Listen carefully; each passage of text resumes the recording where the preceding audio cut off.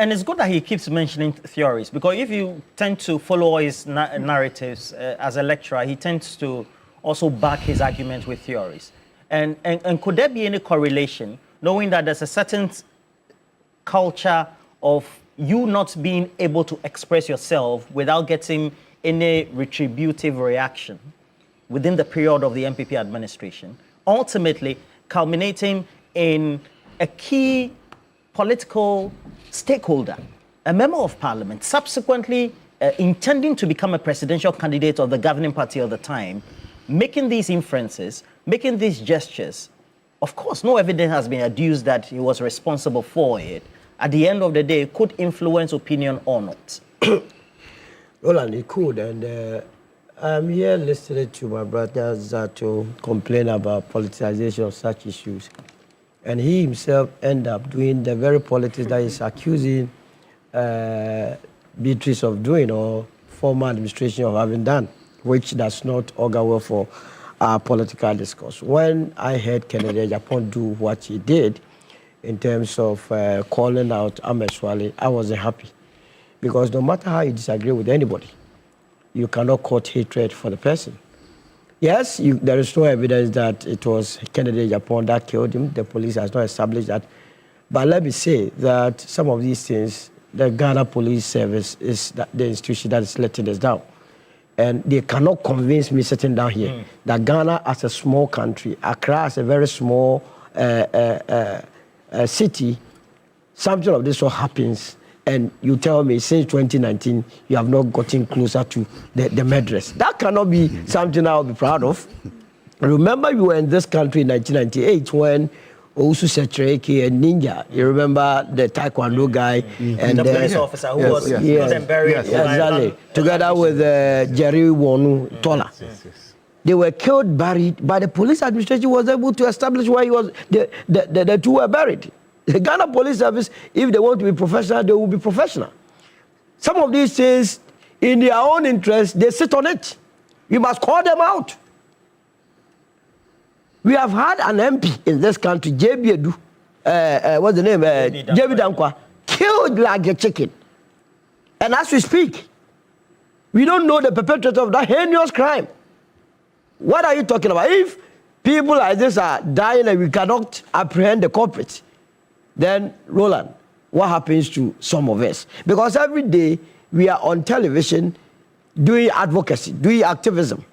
Then, because you said something that is not good for you anyway, death is one, you can do whatever. But the point is that when you are not able to assure the public that something of this sort, the police administration will be able to go closer into it and then get the culprits arrested, then it does not assure any confidence. But let me deal with certain specifics. You see, nobody must attempt to paint the Akufo-Addo administration as being. Azuri had to run for his dear life, run away from this country. Why not in this country? Look, Manasseh Azuri. Azuri had to run away. Erastus Asaredonko, he has been doing all this galamsey, what do you call it? Exposés. Go and ask him the sort of threats he received under the New Patriotic Party. Look, pundits, panelists, they were doing a program on UTV, United Television. Was an entertainment program on Saturday. We had NPP youth who invaded a live show to scatter everything. Why not in this country? Why not in this country? So when we are saying some of these things, we must not try to enter into the realm of politics. The institutions must work. You see, I've had a problem with some of these investigations. Remember in 2007, Samuel Lenin, he was the president of the Ashanti region, GJ. He was murdered in cold blood like that. Samuel Lenin. Lenin. Like joke. As we speak, we don't even know the perpetrators of this act.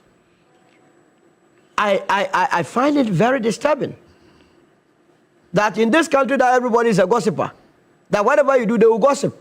I've told you that if you take out Ethiopia, we are the next country that gossips than any country. They are gossips, yeah. So how wouldn't you be able to apprehend the culprits? So you're saying if the police want to do their work, they know the killers, they must go for them. Whose interests are they protecting? Now let me ask you a substantive question. Do you think there was a culture of silence or there was a siege atmosphere Yes. in your ability to be able to express yourself. Yes. Whether you're a journalist or a public speaker, etc., within the last administration. No, there was comparable to this. There was a huge one. Even within the parties, remember 80 people or 88 people said that the former finance minister had to be booted out of office. Go and ask what happened to them. Haven't you heard Andy Appiah Kubi say there was an attempt to poison him? 95. They moved the to MPs. The MPs. Within their own party. Your former party. I've left, so now I don't want to. You want to refer me as former party. That tomorrow my party is coming. Please cease referring me to former party. I have moved on. I apologize. But the truth of the matter is that I wasn't safe. That is why most of the men in that party became timid, became women in that party. And so when I hear them speak today, some of them speak today, I cringe. I say, where were you in the last 8 years? Look, in the last 8 years, a journalist by name Bismarck Brown, they organized Meet the Press at the Jubilee House. This guy, think he was doing his journalistic business, as usual, went and asked a fundamental question about the Ministry of Health. He was hounded out of where he was working. Later on, he found himself hopping from one radio station to the other in Kumasi. Go and see, listen to what happened to the family. Things have happened in this country. Bismarck Brown. Bismarck Brown, you can call him. BB. PB. Because the president of the day didn't like the sort of question that was asked. And as though the questions were already planted to journalists, that question became a strange question per arrangement. So the president was like, how can you, who are you to come and ask that question?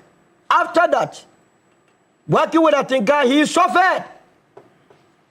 So the truth of the matter is that it has not been better, but we have to improve upon it. We need to cause our police institution to be professional. They know the killers, and I still insist they know them. If they were able to identify a corpse, a dead body that was buried beneath the earth without their knowledge, then they have no business telling me that they do not know the killers of Ahmed Suale, especially when we are told by eyewitnesses that even the guy that shot, he had to do a kissing, a goodbye kiss to the dead body.